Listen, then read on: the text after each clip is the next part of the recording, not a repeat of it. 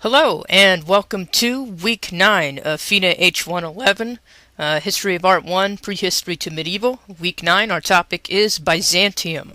This is being put on by Indiana University, Purdue University of Fort Wayne. I'm Dr. Aaron Schwartz, and so without any further delay, let's move on to our first slide and this week's topic.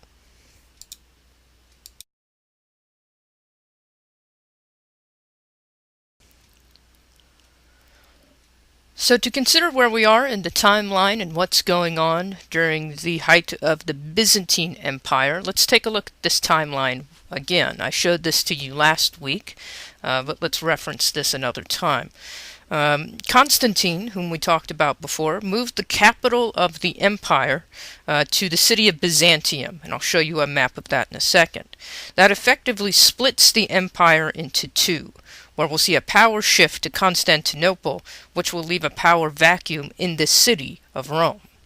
So as we look at this, we're going to be looking in this area about 527, 565 is the rule of Justinian in the Byzantine Golden Age, and that's where we're going to see the height of cultural output for Byzantium. So we're getting the name, the Byzantine Empire, from the city of Byzantium, and which will become known as Constantinople, which many years later will become known as Istanbul. So this is a city with a great deal of important history to it. So this is where we're going to be.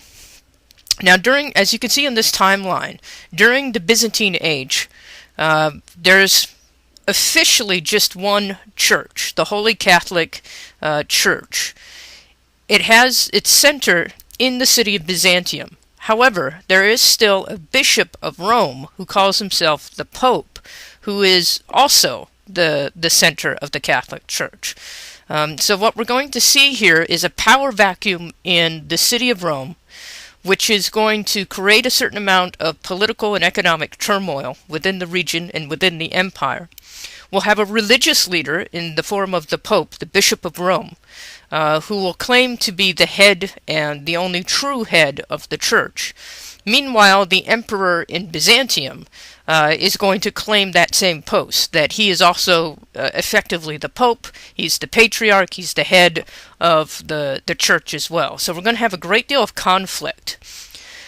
These two sides, the East and the West, Byzantium and Rome, are going to be in a great deal of tension and conflict with each other.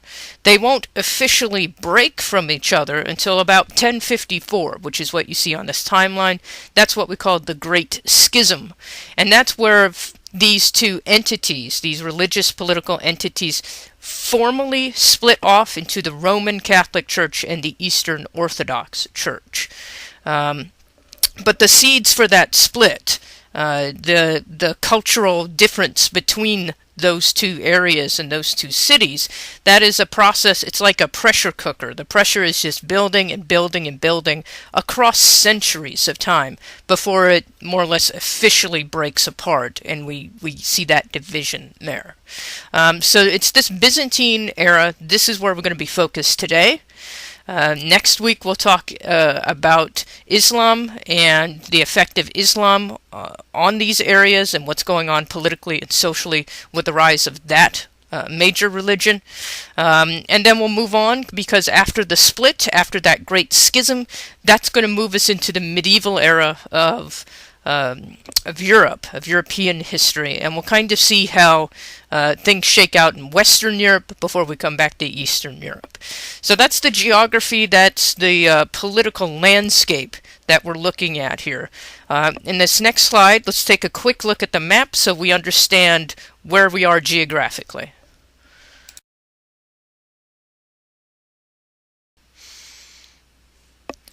So here's a map of Europe in the Byzantine areas circa about the year 1000. So on the peninsula of Italy, of course, we see Rome. We've been looking at that era quite a place. I'm just going to call out a few of the major cities and areas and ask you to follow along on the map. I've been trying to get the animation tools to work so I could, drop in a circle or a line, and it's not working for me for some reason. So I'm afraid I don't have any animations on this slide for us. But you see Rome as you move over to your right past Macedonia, across the Greek areas there. You see that area labeled the Byzantine Empire, and that's where Constantinople is. That's the city of Byzantium, later Constantinople, later Istanbul.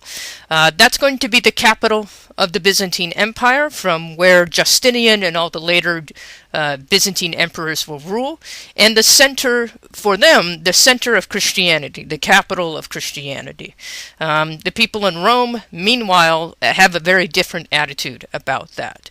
You can see to the east and south, we're getting into the Arab dominions, the Arabian Peninsula, and down into Egypt.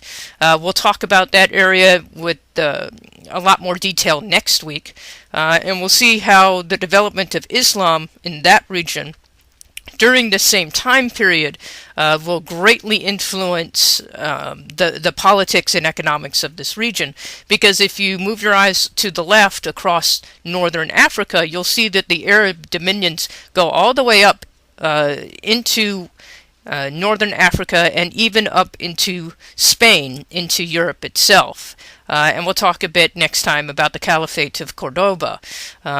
This is going to be important for the development of the kingdoms and Christian art during medieval times, because there will certainly be an effort coming out of the city of Rome with the Catholic Pope to try to claim all of Europe for Christianity, for Catholicism especially, in opposition to the Byzantine Empire.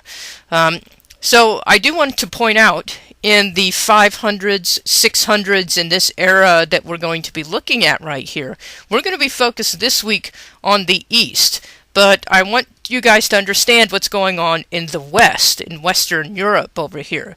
There are missionaries, Christian missionaries, going out into these regions, doing their best to try to organize and Christianize the rest of Europe. And it'll be a couple of chapters, a couple of weeks in your book until we look at the artwork and look at things going on there. We'll see some loose kingdoms and fiefdoms and duchies being organized at this time. We have the Holy Roman Empire. We'll have the Kingdom of Burgundy. We'll have the Kingdom of Sweden, the Duchy of Poland and Hungary, and so on.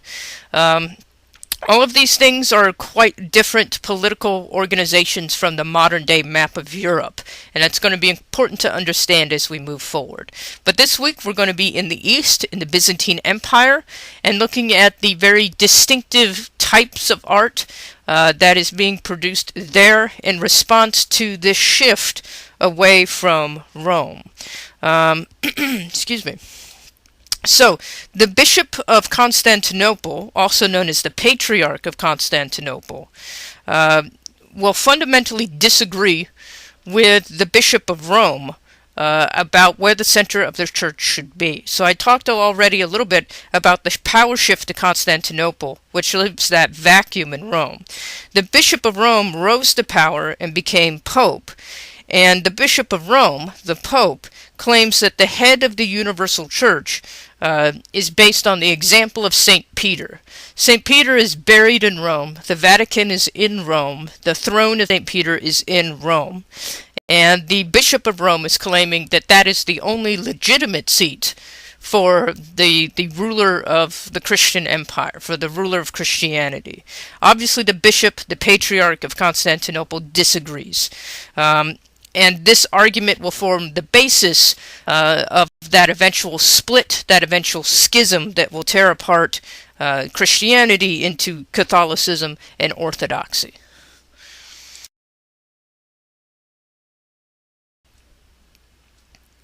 So we'll start looking at Byzantine art with this relatively small piece in ivory, which depicts Justinian as a world conqueror. It's also known as the Barberini ivory.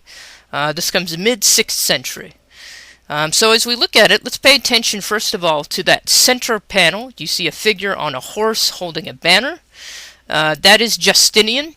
He's riding his horse. He's coming through the scene. We see a small figure in the upper right-hand corner of that panel. That's like a winged victory figure. You will notice at the bottom underneath the horse, holding up the hooves, or excuse me, holding the foot of Justinian in the saddle, is another allegorical figure representing the world and Justinian surmounting the world. So he's very clearly being represented here as a conqueror, as a leader. You know, we'll notice his face and his body are a little bit distorted, very much in that late empire way that we saw, with the heads are a little bit too large and the arms and legs are a little bit they're not quite in proportion with the torso. As we look at Justinian, we'll notice that he is definitely not in proportion with his horse. It's a very, very dramatic scene meant to summarize Justinian's place as the head of the church, the head of the empire, the conqueror in the name of Christianity. Now we know that he's doing this in the name of Christianity because immediately above Justinian, in the top panel, in the center, is an image of Christ. And in the next slide, I have a little bit of a closer-up detail of these figures.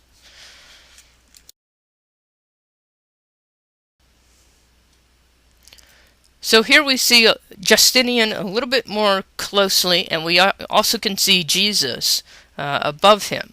We'll notice that the representation of Jesus here, he's very youthful. He does not have a beard.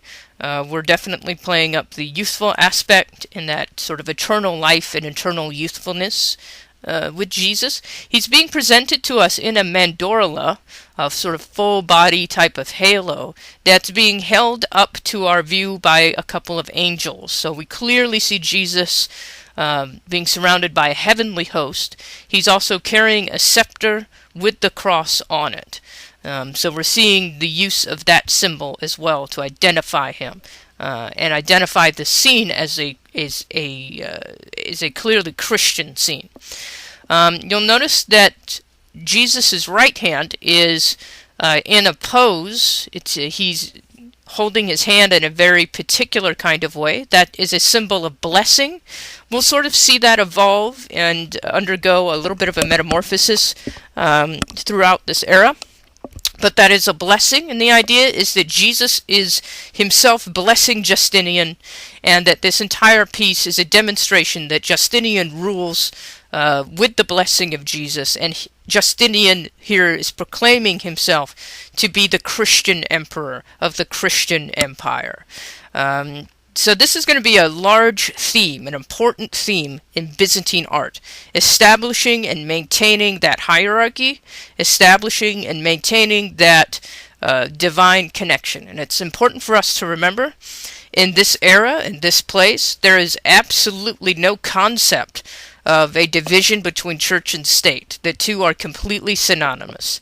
So that's important to keep in mind here. Our emperor, our king, is a divine ruler. Rule is because God himself ordains it to be so. And we're going to see a great deal of the artwork is going to go towards that end.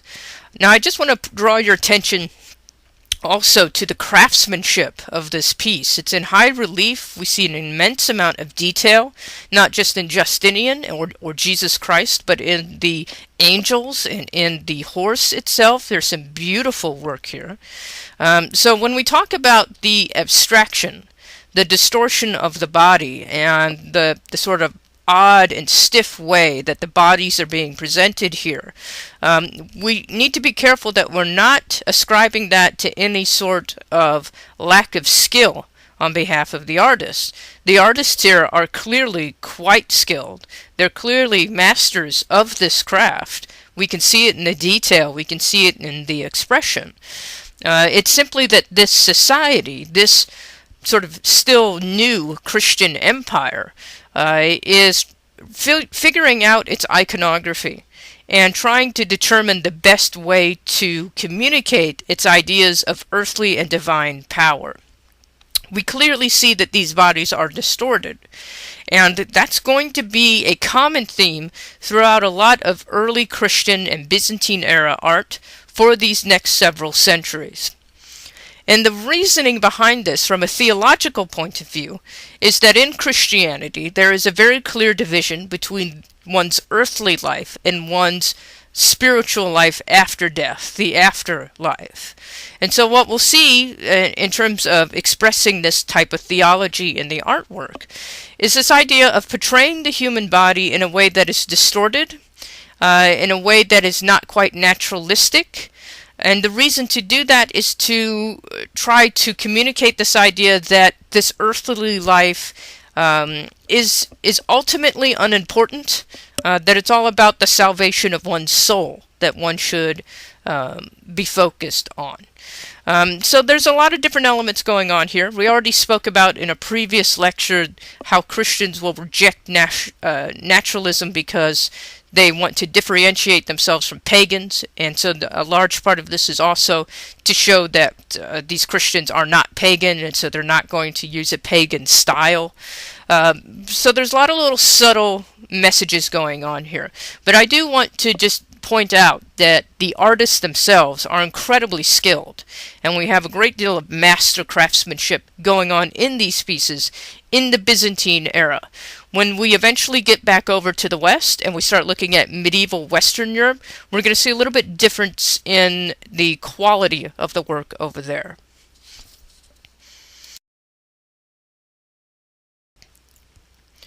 So along those same lines, let's take a look at this. This is Saint Michael the Archangel, another ivory carving. This was originally part of a diptych. We just have the one panel here.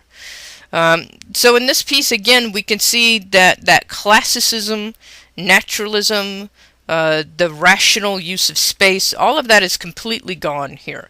And the Byzantine style in particular is really going to embrace something a little bit more conceptual and something a bit more abstract, particularly in terms of spatial reality. So as we look at this scene, we see the Archangel Michael, and let's pay attention to where he is. He seems to be flanked by columns on either side. There's an arch above his head. There's a symbol of the church above his head. We see that he seems to be on top of a staircase. So we see where his feet are. His heels are on the top of the stair. And yet, if it looks like, and really follow this with your eye, so it looks like his wings and his hands, and in one hand he's holding an orb, and in the other hand he's holding a staff. If you look, it looks as though those are in front of those columns that go up into the arch.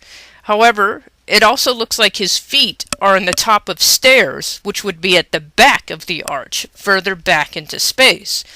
So he's either simultaneously at the back of the stairs and in front of the stairs, or it could be that he's floating in front of the scene, although it really does look like his heels are on the stair, so that's a little ambiguous.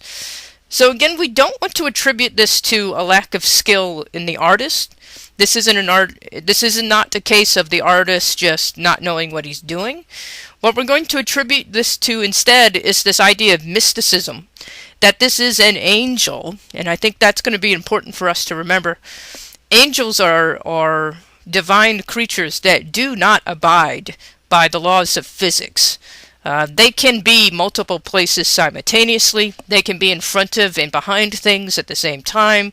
They, of course, can fly and just appear and disappear.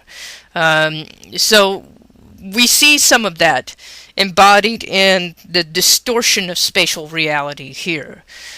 Just a little clue on the symbolism, which is probably fairly clear to you once you look at it.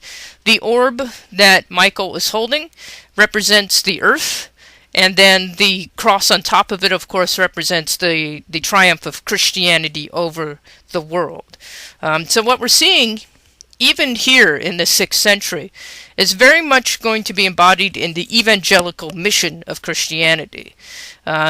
Christians at this time, the Byzantines at this time, really believe that it is their sacred duty to spread Christianity through conquest, if necessary. And sometimes they will prefer to just do it through conquest, to spread Christianity to the world, to dominate the world with their religion. At this time and in this place, not exactly a tolerant sort of society for differences in religion. And we'll definitely see that come through in the artwork and in the messages being contained herein.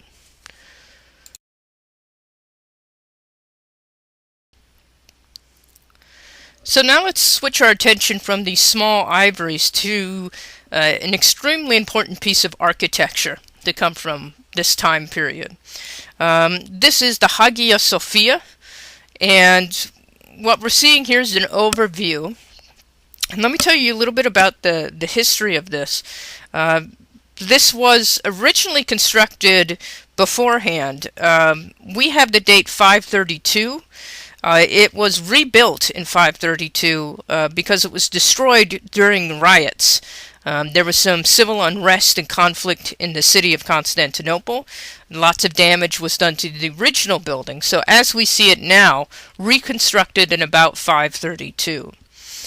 Justinian immediately rebuilt the original structure, completed it in approximately 5 years, which is really outstanding. Eventually, the dome, that really massive dome in the center there, will collapse during an earthquake in the year 558. So they had to rebuild the dome after that, and what we're looking at is the rebuilt dome. They built the dome even higher than the previous one. So this has undergone quite a bit of construction and reconstruction just in the first 100 years of its life. Much later on, in 1453, the Ottoman Empire will roll into this region, and the Ottoman Turks will come in and take over this region, at which point this building, which was originally constructed as a church, as a Byzantine church, will be made into a mosque. And as you look at this image, you'll notice these 4 very tall, pointy towers.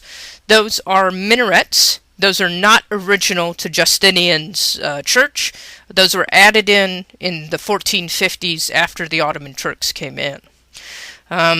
So it became a mosque in the 1450s, at which point a few alterations were made, but to the credit of the ruling Ottomans, they did not destroy all of the Christian iconography inside, so we'll be able to look at some of that still. They left a lot of that there, which is fantastic.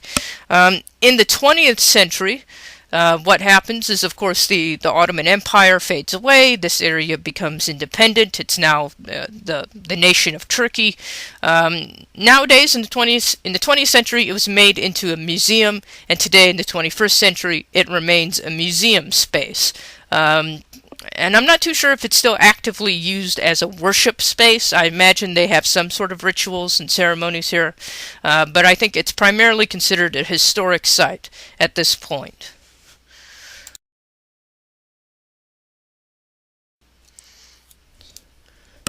So here's a cross-section and a floor plan of the Hagia Sophia. Hagia Sophia, by the way, just means holy wisdom, and so this is the Church of Holy Wisdom.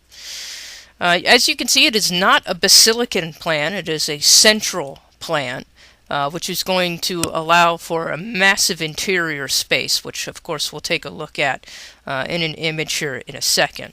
So we'll notice that there's that central dome in the center that overlooks this massive interior. There's an ambulatory that goes around it, a narthex which serves as the entrance point to come in. There are staircases on the side to allow you to go to upper levels. But let's take a look at the decoration inside this place. So here's a view from up in the clerestory, sort of the second level of the Hagia Sophia, and I just want to stress to you how massive this space really is. So we're looking into the central nave, and you'll notice that it's a big open space. There are no columns or cross beams. It's an entirely open space. The top of that dome that we can see there is 182 feet from the floor. And you can see from our vantage point on this balcony, if you look towards the bottom of the photograph, you'll notice all of these little circular objects that are hanging from ropes from the ceiling. Those are chandeliers. Those are light sources. Those are still about 20 feet off of the ground, to give you an idea of where we are in this space. Now, there are a few things that I need to make you aware of. You might have noticed immediately when the slide came up. There are these roundels, these large round medallions with Arabic script on them. And you'll notice that at the very top of the dome, there's much more Arabic script. When this was converted into a mosque in the 1450s, those additions were a part of the renovations to make this into a mosque. Now, most of the Christian iconography and Christian objects, smaller objects that could be moved, that were portable, were taken out of niches, were removed and put aside. Some of the mosaics were simply covered up, some were actually plastered over. But in the 1920s, when this becomes a museum space, much of that is restored and put back and uncovered. Although you can see we also leave the modifications that made it into a mosque. We leave those in there as well. So now, as a museum space, it's a very fascinating hybrid of Byzantine Christian, Orthodox Christian, and Islamic architecture sort of put together in this fascinating space. The dome, again, a massive dome, really incredible piece of architecture, 182 feet off of the floor. You'll notice that there are all of these windows. There are 40 windows in total at the base of that dome. You're going to see that there are lots of windows all over the Hagia Sophia, which allows all of the sunlight to come into that central space. It's something that I mentioned previously when we talked about basilican plan. Churches is the difficulty of getting illumination into these spaces, actually getting sunlight into these spaces. And what we're going to see here in the Byzantine era, and then when we get back over to medieval churches, and then later Romanesque and Gothic churches, is this desire, whether we're talking about Orthodox Christianity or Roman Catholicism, and this desire to make these houses of worship incredibly large, incredibly spectacular places. And this does relate to the actual theology. Now, this is true here in the Byzantine era, as it will be in medieval Catholicism. Very much believed that these cathedrals, these churches, were houses of God. And that's a term that people still sometimes use today. But especially back at this time, they meant that quite literally. The idea was that the Holy Spirit lived in these buildings and could be experienced in these buildings. And so a house of worship wasn't merely a place you went to go pray. It was a place you went to directly experience the divine. It was a palace to God, a palace to the Holy Spirit. And so that tends to be why we see them so large, so grandiose, absolutely filled with gold and precious objects. These aren't so much places to pray as they are palaces for God. And that'll be very much embodied in why we're building on this kind of scale and this sort of grandiose level. And certainly indicative of what Justinian is trying to do here. Now, there is, of course, a political side to this. Justinian and his group over in Constantinople, they want to put themselves on the map, say to the world, say to all other Christians, this city and this rule is the legitimate center of Christianity and needs to be the form of Christianity and the form of government that all of the rest of you obey and fall in line with. How do we express that? By building this amazing capital, by building this amazing structure. There's just nothing like this in Rome in the 500s. There's nothing that can compare to this in Rome. So there is definitely a political aspect to this as well. By building the structure, Justinian is proclaiming that he is the legitimate ruler of the Christian empire.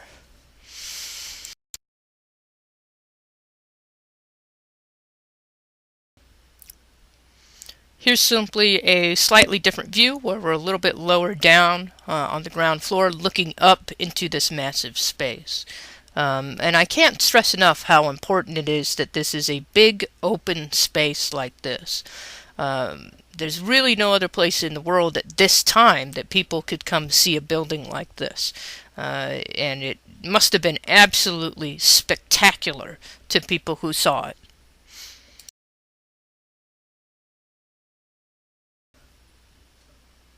Now we'll take a quick look at this entrance mosaic near the entrance of the Hagia Sophia, showing the Virgin and Child flanked by Justinian and Constantine. So we see Mary enthroned, holding the baby Jesus on her lap. And so this is very important in the development of Christian iconography. We're clearly going to see lots of emphasis on Mary. We'll start to see Mary becoming an important part of Christian and Byzantine iconography. This, of course, will also be seen in Roman Catholic iconography as well. We'll see that Jesus is an infant on Mary's lap.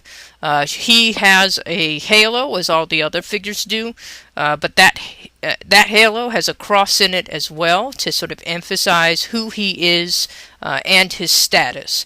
He's wearing golden robes. Mary is wearing purple robes. That's very significant in terms of the color symbolism. As far back as ancient Rome, purple was a royal color. It was the color of the emperor.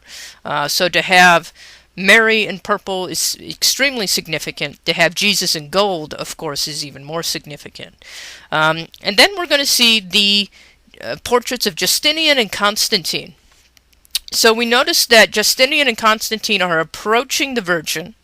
She is elevated on a platform. They are slightly below her in status. Their heads are sort of tilted in deference to the holy figures.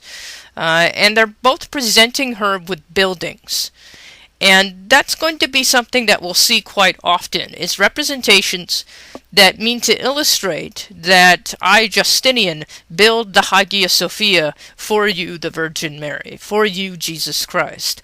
And it becomes a way for them to visually demonstrate their dedication. I'm the emperor. I have this power because it has been decreed by divine authority, and I build this building as an expression of that decree. So we clearly see that relationship. It's also, on, again, a more political level, showing Justinian tying himself to the Emperor Constantine, making it very clear that he follows that line of succession. Constantine, the first Christian emperor of Rome, then Justinian, our important Byzantine emperor here. He clearly wants to draw that connection in the minds of the viewers, that this is the continuity of the Christian empire here in Byzantium. So he wants to draw that connection. You see that both of those emperors have halos as well. They're being differentiated from the more common viewers who might be in the space looking at the scene. So there's a lot going on. We're seeing the development of established Christian iconography, this idea of Mary as the Queen of Heaven, Jesus on her lap, and that sort of pose is going to be extremely important. We're going to see the relationship of our emperors and the leadership to divine authority, so much to the point where they actually get to occupy the same space as these holy figures. They get to have an audience with Mary and Jesus. So incredibly significant symbolism going on in a piece like this.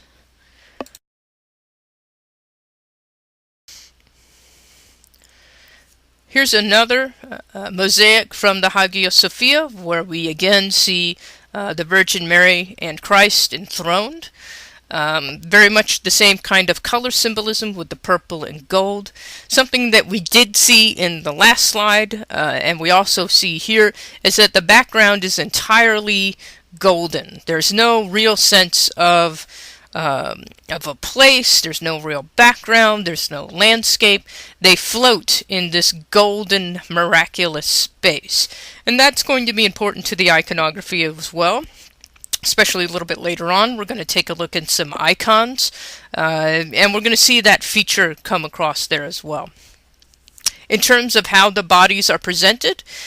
We notice some things here that are distinctly Byzantine. They're unique to Byzantine style. We'll notice that the figures are a bit abstract. They're very, very flat.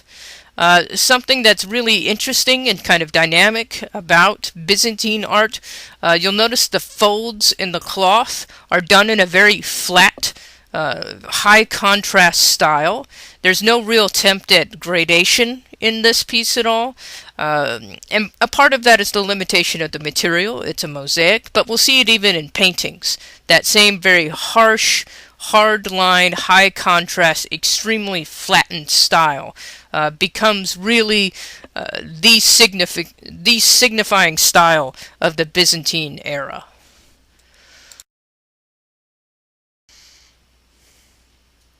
So what we'll see during this time period with this piece, we're over back in Italy, in the city of Ravenna. Rome is having a hard time establishing itself as a central of power and authority while Byzantium is growing. And they're having this hard time because of several invasions of Ostrogoths coming into the city of Rome, pushing people out of Rome and into other cities, including Ravenna, which is where we are with this piece. We'll see the Ravennites are developing an Eastern style. They're definitely taking on the Byzantine style of architecture. So this is an aerial view of San Vitale in Ravenna. We'll notice that it is again a central plan piece, and that the exteriors, although beautifully done in terms of architecture, it's some amazing architecture and engineering going on with these pieces, really nothing in the way of decoration. Lots of big geometric shapes being put together, but there are no statues on the outside. There's not much going on in terms of decoration. So we spoke a little bit about this before with the end of the Roman Empire. Santa Costanza, that place, very much the same idea with the decorative patterns here. It's all about the transition from the earthly to the divine once you cross the threshold into these spaces. Here's a floor plan of San Vitale, where we can get a sense of that Eastern style and how it's being developed here. San Vitale isn't nearly as large as the Hagia Sophia, but we do see that it is a central plan with a narthex. In this case, the narthex is a little bit tilted towards the east. At a later time, we'll talk a bit more about the orientation of these buildings along the north-south, east-west axis. That will be important to some of these spaces. But let's take a peek inside here. So over in Ravenna, in San Vitale, here we are inside. We are standing with our back is in the apse, and we're looking out into the choir. And the first thing that should strike you when you look at this scene is just the amazing amount of marble that fills this place. Highly textured, veined, very colorful marble. As we lift our eyes up, that's where we'll start to see the mosaics that are installed, and this place is just covered with these beautiful, again, very colorful mosaics. The entire idea is that light comes in through the windows of the central plan churches. It bounces off of this marble, it bounces off the gold and bright colored mosaics, and it just filters the light through this place, and you have an area that is absolutely gleaming and stunning to look at, dazzling to look at when you're in these spaces. Again, a part of that transition. When you enter into one of these buildings, you are entering a divine space, a space where you can experience the Holy Spirit in person. So all of this is a part of that performative effect that you see here.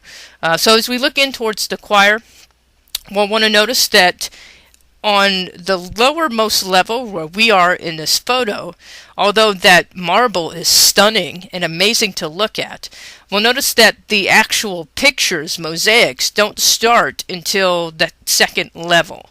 What that's going to do is it's going to visually emphasize the verticality, because as we look into the scene, although again that marble is gorgeous to look at, we can't help but notice all of that color and all of that movement and all of these images above us.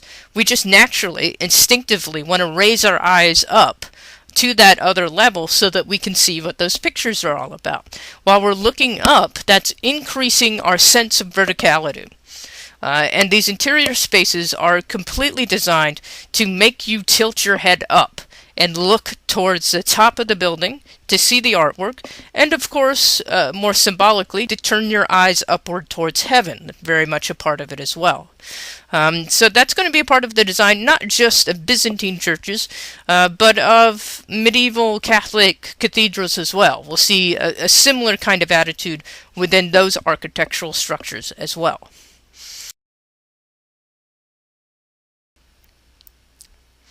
So here we are looking at the choir and apse of San Vitale. So we're sort of at the other end of the hall, turned around looking back at where we were. And you can see we again are incorporating this gold and bright colors and mosaics to draw our eye into the scene and then up into the space of the apse. You'll notice at the very far end of the apse we see a figure in purple sitting on a large blue sphere. That is Jesus, represented without a beard as an emperor type of figure sitting on the orb of the world. So that clear sort of theological message being imparted in here.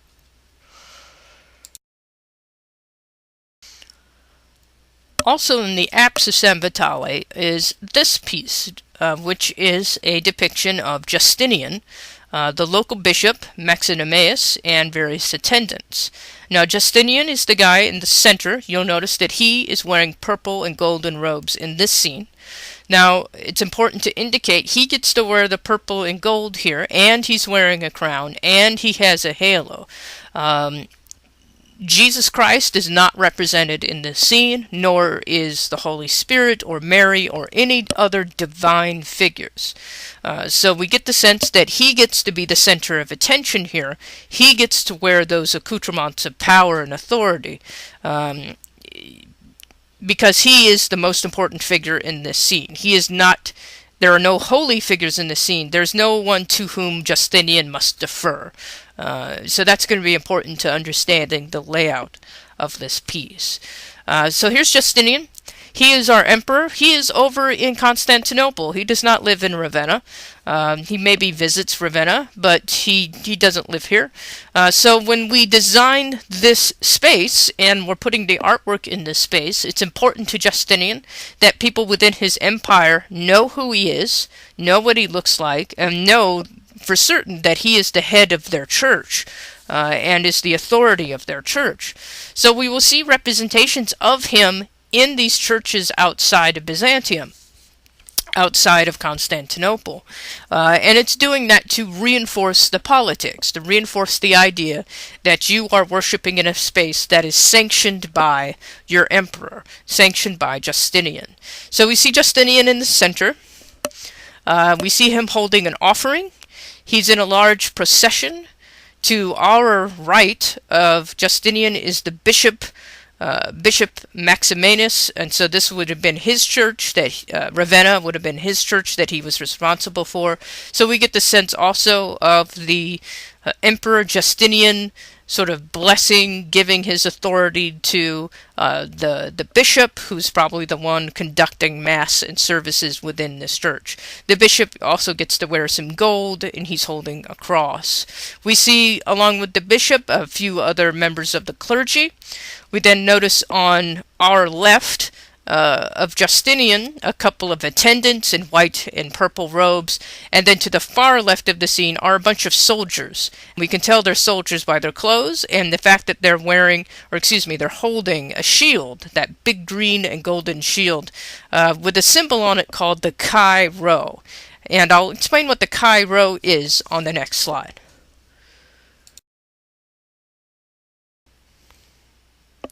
So what is the Chi Rho? This is a symbol that we're going to see popping up a lot, both in Byzantium and in Catholic areas. Chi Rho is one of the earliest forms of a Christogram. It's formed by superimposing the first two capital letters, Chi and Rho, of the Greek word for Christ. And you can see it's just the Chi that looks like the English letter X, and the Rho, which looks like the English letter P, superimposed on top of each other. There are lots of origin stories for the chi-rho. We do know that this symbol was used by pagan Greek scribes long before Christianity to mark a really important passage of text. It was a way that they symbolized that this was an important piece of text to read. Where Justinian is getting it from, and where Christians are picking up on the chi-rho, is that it was a symbol used by the Roman Emperor Constantine as a part of his military standard. And the story goes that Constantine had a vision, and in that vision he saw the chi-rho symbol floating on a disk of the sun, and he heard the voice of God say, "In this sign you shall conquer." And so he ordered his soldiers to paint this image on their shields and carry it as a standard into battle. So it comes from Constantine. Now the little image I have here is a variant on the chi-rho that also has alpha and omega, those letters on there as well. We'll see lots of variations on the chi-rho and the design of it, but it'll be a very important symbol in the Byzantine era and so on. And it becomes sort of the military standard for Christianity. No matter what sort of branch of Christianity we're looking at, anytime we talk about crusaders or army members or any sort of troops that have dedicated themselves to the Christian cause tend to use this symbol in the tradition of Constantine. So this is again another way that Justinian is connecting himself to Constantine and wants to make sure that people understand that he sees himself as the legitimate heir to Constantine.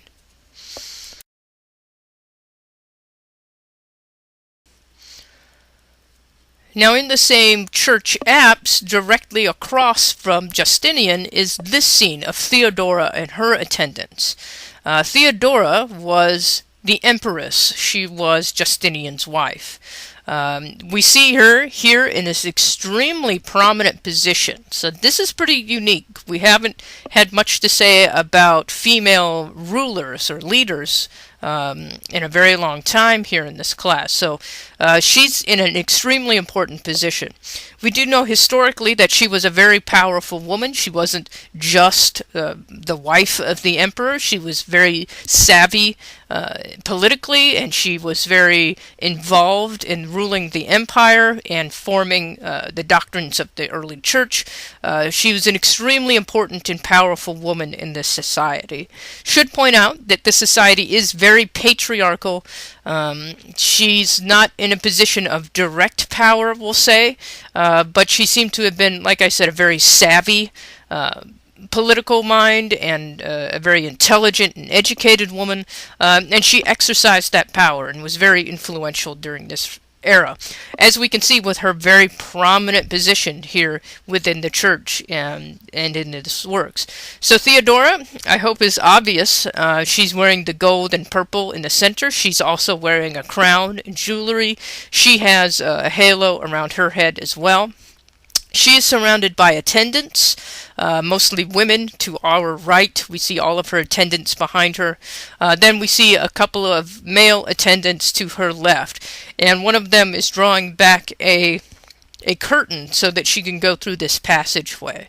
So if you look back at the image of Justinian, you'll notice that behind him and his huge group of people that he's with, it's just a flat golden background. There's no architecture behind them at all. With Theodora, we actually see some archways, we see a sense of space, there's a door, we actually get a sense that there's some architecture she's moving through, and this may also be indicative of her status as a female, as a woman within the society. She's not afforded quite the same grandiosity that Justinian has as the emperor, but still an incredibly prominent position and very important piece.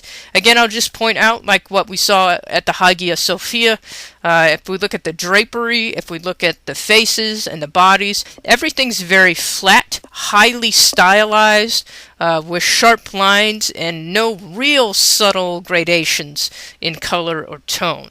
We're developing a very distinctively Byzantine look within this church.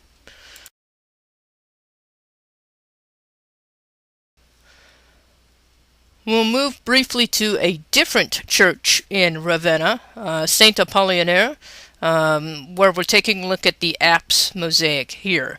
And we're going to see some interesting things in terms of the iconography. So right in the center of the apse, towards the top here, we see that beautiful blue roundel with a cross, a jeweled cross in the center. And we're seeing that during this time period, by the 6th century, we're much more comfortable with the use of a cross, with the use of not so much a crucifixion scene, but we're definitely using the cross itself as a symbol of Christ.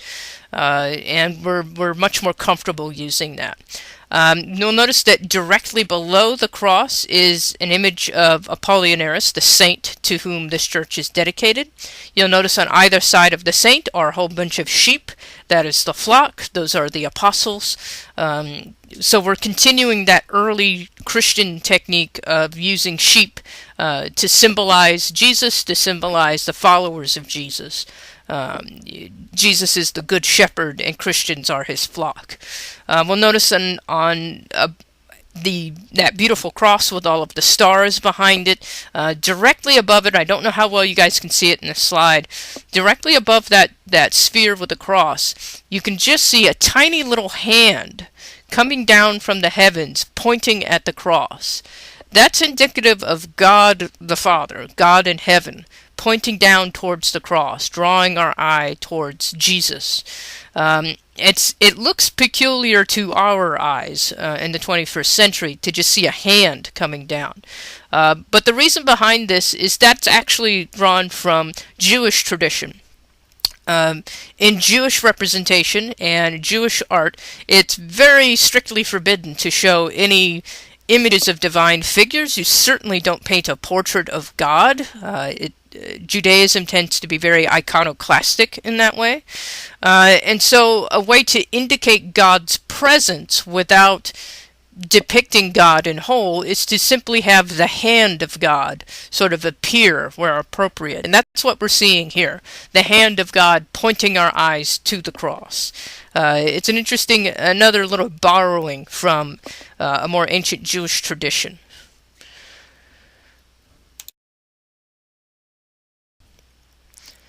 So the Byzantine era is the era and geographic area that we most closely associate with the production of these kinds of images, icons. Icon comes from the Greek. It simply means image, but in a religious concept, it has a much more complicated meaning than that. Any icon typically refers to a small religious painting that's portable, usually painted on wood or some kind of lightweight panel, often with encaustic or other types of materials like that. There are typically representations of the Holy Family. What you see here, of course, is the Virgin and Child. There are a few saints on here as well, Theodore and George, along with some angelic figures. The style of Byzantine icons will vary a little bit. The subject matter usually focused on Mary and Jesus, but there will be a little bit of variety there as well. What's important is that they're portable, and they become extremely common throughout the Byzantine era. This is going to lead, or I should say, not this object in particular, but the idea behind icons will eventually lead to a controversy within the church that all has to deal with whether Christianity, the church itself, wants to ally itself with an iconoclastic tradition or an iconophilic condition. So iconoclast is somebody who is a destroyer of images, who denies images. An iconophile is a lover of images. What I'm referring to with this controversy is called the iconoclastic controversy. And it was when in 726 Pope Leo III forbade images. He issued a prohibition on making figurative images within the Christian church. His concern was that objects were being treated as idols and that Christians were being tempted into idol worship, and that this was causing the destruction of the Christian church. So he forbids images within the church. The reason for this controversy is because of the pervasiveness of these icons, and I'm simplifying this, of course. That's not the only reason, but these objects are not just considered works of art to be looked at, they are active objects used in worship. And in many cases, worshippers who use these objects ascribe to them what we today might consider supernatural powers, divine powers. It's believed in many cases that these objects contain the power of healing, that they contain a power to protect the people around it, and they're used within worship very much along this idea that when you pray to this icon, you are praying directly to the figures pictured in the icon. So if you were to say a prayer in front of this particular piece, for example, your prayers are being heard by Mary and Jesus and the saints, just as though you were directly speaking to these figures. And that if you were praying in any other space, in a different room, you wouldn't have that direct contact. You needed this as a sort of portal to the divine, and that the divine figures could in fact hear you, could see you, could protect you through these objects. Again, almost like a divine portal. That may sound odd if you don't hold those particular religious beliefs, but they were believed very fervently, and these were considered extremely powerful objects. Now, the concern then amongst some within the empire is that these objects, these icons, are turning into idols, that people don't understand this idea that a statue or a painting is just meant to be seen symbolically, and it's not literally the divine. You're not literally worshiping the object. Because people are ascribing to these icons these intense religious powers of healing and protection and so on, people are concerned that this is crossing over into idol worship. Now let's keep in mind that about the same time that Pope Leo III issues this decree in 726, what else is going on? We start to notice some invasions into Byzantine-held areas. Islam has spread extremely rapidly into the Holy Land in Northern Europe and is starting to cause some political and economic trouble over in the eastern part of the empire. Rome is starting to organize itself a little bit better, and we're going to start to see the Catholics really challenging Byzantium and challenging the Byzantine Empire and their authority. So this iconoclastic controversy is also likely spurred on by political concerns and economic concerns. Remember that our politics and our religion are the same thing at this time. And so the leader of the empire at this point could very easily say, oh, look, we have these invasions, we're having these economic troubles, we're having this other religion is pressing up against our borders, moving into our lands. Obviously, this is happening because God is punishing us. Well, why is God punishing us? Well, it must be because of these icons. It must be because people are falling into idol worship. And so this is the punishment that we're receiving from God. Now, obviously, I'm very much simplifying the story, and I'm very much summarizing the story very quickly. But it's this idea that I want us to understand as we move forward. The iconoclastic controversy is a very real one. We'll see in Byzantium a crackdown on image making to try to get this under control, to try to revamp Christianity towards a more iconoclastic faith, which would be more in line with what we typically consider the Jewish tradition, which tended to be more iconoclastic, although maybe not as iconoclastic as some people think. Islam, which we'll talk about next week, is also a very iconoclastic religious tradition. There's very strict regulations and prohibitions against representing divine figures, the Prophet Muhammad, God. No representations of those divine figures are allowed in Islam. And during this time, Islam is extremely successful and is spreading very rapidly. So again, you might understand why the Pope and other important figures in the empire might be saying, well, listen, these other ways these other faiths are denying icons or denying images, and God seems to be favoring them. So clearly there's something wrong here. So like I said, I'm very much summarizing and simplifying the story. It's actually a very fascinating political drama that's playing out, and it's something I'm going to be referencing quite frequently here on out. This idea of the iconoclastic controversy, how this affects Byzantium, and how Rome will respond to it once we finally get to this split. When we get to the great schism that divides the Orthodox Church from the Catholic Church. Orthodox Christians will continue along a relatively iconoclastic trend, not completely iconoclastic, but a little bit more controlled in terms of their iconography and imagery, whereas Catholics will really embrace imagery in all of its forms. Roman Catholicism will very much be an iconophilic religion that very much embraces the power of visual representation.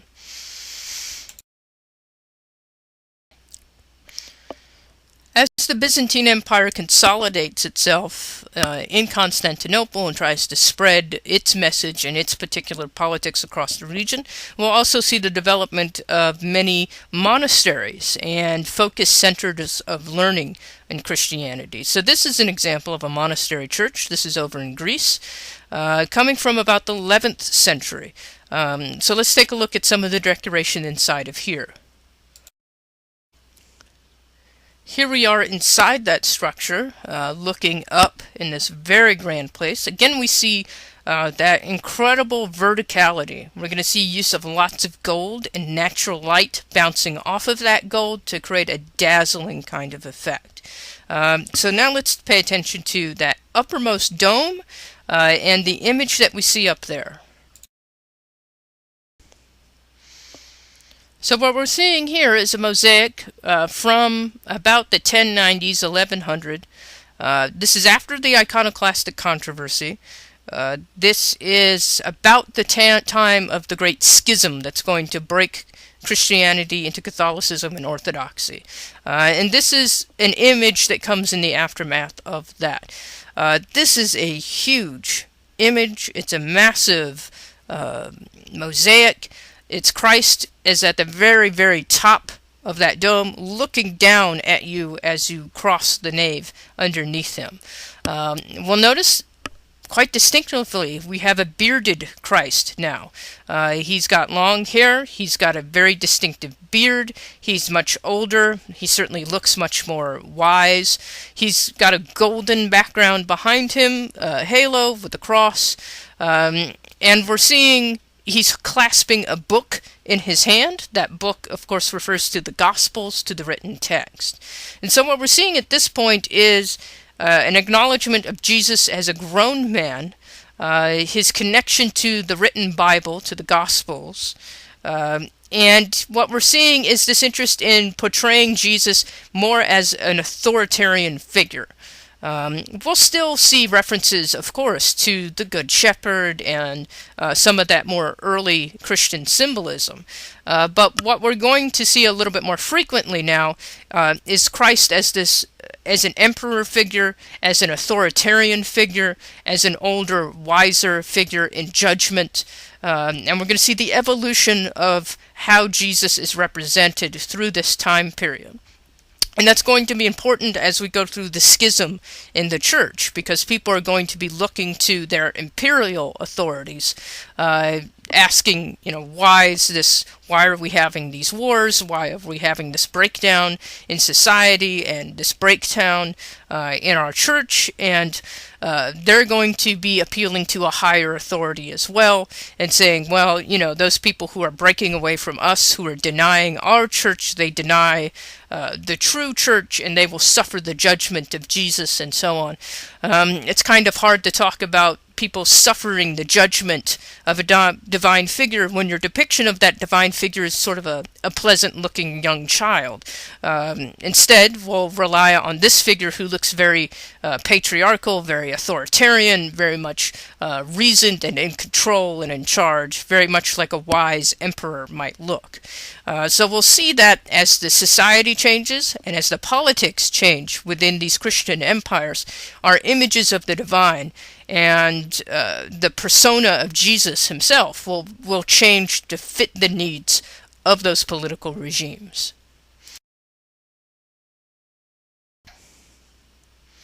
During this time period, we'll also see more reliance on full-blown crucifixion scenes, like here. Again, from the same church in the same time period, beautiful mosaic.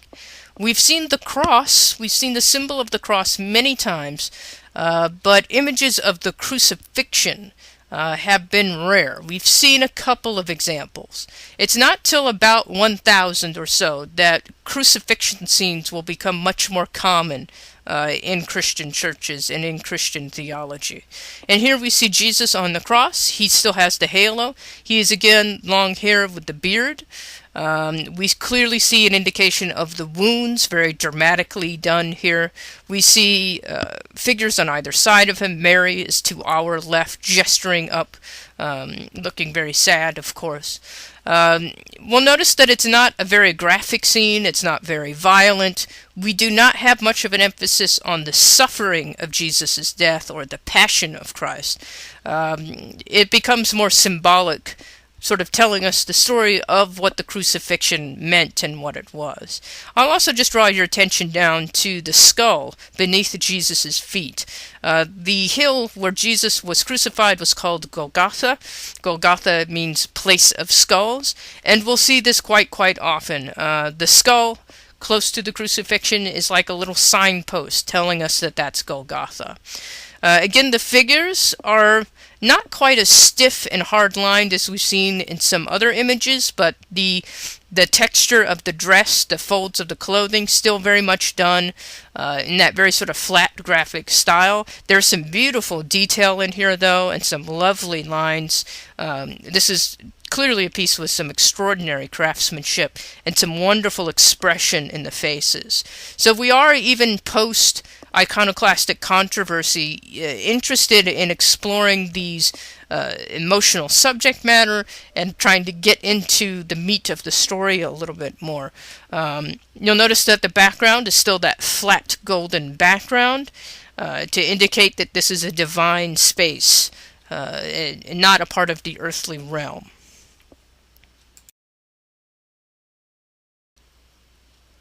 Let's take a quick look at another interior space from a different cathedral. This is from Monreale in Italy.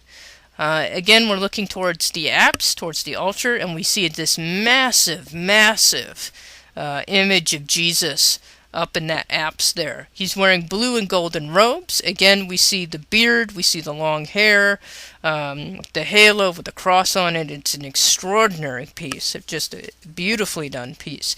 Very much in the same style, same technique that we saw before. And we're seeing here, anyway, much more emphasis on the persona of Jesus and Jesus' presence within the church. You can see in this image, the hand to our left, Jesus' right hand, is in that position of a blessing that we saw before, and then his other hand is holding the open book, the open text. So we're clearly again trying to define this space as a purely Christian space, to make sure that the congregation understands that this is a space blessed by and occupied by Christ. And that when they go to this church, they're going to the legitimate Church of Christ. And that's going to be a big part of Byzantine architecture at this point, as they face a great deal of social, military, and economic upheaval during this time. So now let's come back to a few more icon figures to bring it back to what we were talking about with the iconoclastic controversy. So as I mentioned, these icons, this one is called the Virgin and Child, sometimes called the Vladimir Virgin, coming from the late 11th to early 12th century. Again, it's tempera on wood with some gilded gold, and it's a small piece again. And this is indicative of the problem that the Byzantines are having with the concept of icons. This piece in particular was very highly venerated, and it was believed that this piece was directly responsible for saving the city of Vladimir, which is why it's called the Vladimir Virgin. Directly responsible for saving the city and saving the people, that it was the power of Mary through this object that saved the city from being sacked. This was all a part of very earnest, real belief of adherents at the time, and this is causing problems within the hierarchy. It's causing problems within the theology of the church. And it's important to remember that Christianity as a faith in general, whether you're talking about Christian orthodoxy, whether you're talking about Catholicism or Protestantism, which comes a little bit later on, of course, a few centuries later. No matter what sort of denomination of Christianity you're referring to, as a religion being practiced by people actively, it's an evolving religion. It's constantly being modified and reassessed and rewritten. The Bible itself has been through numerous translations and numerous re-edits, and books have been removed and put back in, and so on. It's an evolving faith, and attitudes towards the art and the objects and what the role of these visual artifacts should be in worship has been a highly contentious one from the very, very early days of Christianity. And during this time period, as we see the Byzantines come under threat from various different sources and see their empire beginning to destabilize a little bit, it makes them question their theology. It makes them question their doctrines and their relationship to images as well. As we come back to this piece in particular, we'll point out what should be immediately obvious to you, the intense abstraction of this piece. Really beautiful, in my opinion, abstract quality to it. The elongated baby Jesus embracing the Virgin Mary. Mary's looking directly out to the viewer, that beautiful golden background, that just wonderful flat line work showing the folds of Jesus's cloth that wraps him up. It's a really fantastic sort of piece. As you can see, this piece has been heavily damaged, but we can still see a great deal of the detail within it. So, as I mentioned, the style of these icons will alter, and the subject matter will almost always be Mary and Jesus, or one or the other. Sometimes we'll see icons of saints where you'll just see the saint, but they all serve that purpose. They're not just a decoration in a house of worship. They're something that are active parts of worship. And when you sit in front of it and you pray to it, you pray to it. Because when you pray to this image of Mary, the idea is that Mary can see you through this painting and can hear you physically through this painting, and that is what's going to make them so powerful to the believers of it. I also want to point out that at this time period, this is during the Crusades. We are in the midst of the schism, what is finally going to break the Orthodox Church and the Catholic Church apart from each other. And there is war being fought between these factions. Most of the Crusades involve Catholics fighting the Orthodox, Romans fighting the Byzantines. When we talk about Catholic crusaders leaving Rome to go retake the Holy Land, they're retaking it, first of all, from the Byzantines. Later on, in later crusades, they'll be trying to take it away from Islam, from the Muslim contingent that's there. All of that is happening during this time. But the crusades that are happening during this time are very much an inter-Christian holy war. where we're going to see Rome and Constantine battling each other out for a domination of Christianity. So let's take a look at another icon, Christ the Savior of Souls, which is an icon from the Church of St. Clement in Macedonia. This is dating from about the early 14th century, and a lot more materials on this one. So here's an example of an image that just has Christ. Again, he has his hand in a gesture of blessing, and he has his other hand holding the book, the idea of this legitimacy of power. So I've been talking about the Crusades. By about 1204 is when the Fourth Crusade will sack the city of Constantinople. So Byzantine influence has been on the decline for quite a while at that point. They've been besieged from both sides, basically by the Catholics and then by the Islamic caliphates on the other side. And by the Fourth Crusade, this is when they get sacked. So they're sacked by Catholic crusaders from Rome. They sack Constantinople. They destroy a lot of the artifacts in Constantinople and the icons and so on. And that's pretty much the end of Byzantine Empire. Or I should say it like this. The Byzantine Empire does not just end in 1204. There's not like a hard line date that it just ends. But certainly by that point, it's waning in power and will be eclipsed economically, socially, and militarily by other empires that are rising in the region.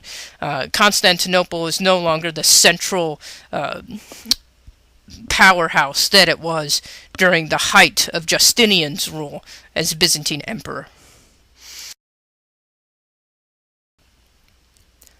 Here's another icon indicative of this time period, again from Macedonia, 14th century, where we have, in this case, an Annunciation scene, which is a little unusual. We hadn't seen too many Annunciation scenes before. The Annunciation is where the Virgin Mary receives a visit from the angel who tells her that she's going to have the Christ child. And that's the scene that we see here. Mary again is enthroned. She has a halo. The space in this one, the spatial reality in this particular piece is quite awkward. It doesn't add up in terms of that classical realism. But as we mentioned all the way back at the beginning of this lecture, when we have angels involved and these sort of mystical elements, those rules of physics sort of fly out the window. And even this late, even in the 14th century, we're still seeing an interest in denying that classical realism, denying that classical rationalism, in favor of this very abstracted, distorted style. This has become really the de facto style of the Byzantine era. And even well into the 14th century, we're going to continue to create these objects using that particular style.